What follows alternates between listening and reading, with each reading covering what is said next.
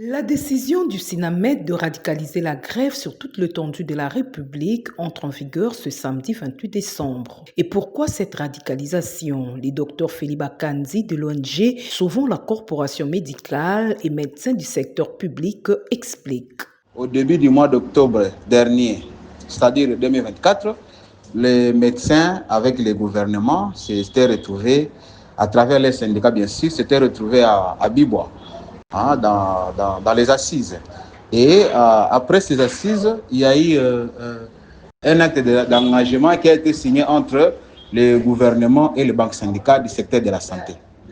Alors, dans ces engagements, ce que nous pouvons rapidement rappeler ici, c'est que le gouvernement s'était engagé à payer les indemnités de transport et de logement.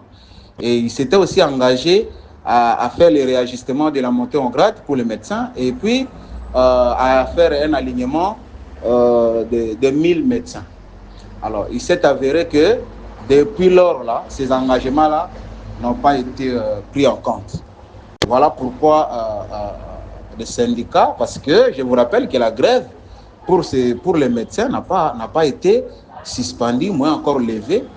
Ils étaient toujours en service minimum pour voir un peu si le gouvernement pourra réagir à l'air déshydratat par temps des engagements pris à Bibo. Alors, tellement que ça traîne, tellement que le gouvernement n'a pas respecté les engagements pris, voilà pourquoi ils ont décidé de radicaliser la grève sur toute l'étendue de la République, sauf les provinces en état de siège. À noter que cette décision ne concerne que le SINAMED. Les autres syndicats des médecins, notamment le SILIMED, les SIPMECO et le CIMECO, ne se sont pas encore prononcés quant à ce.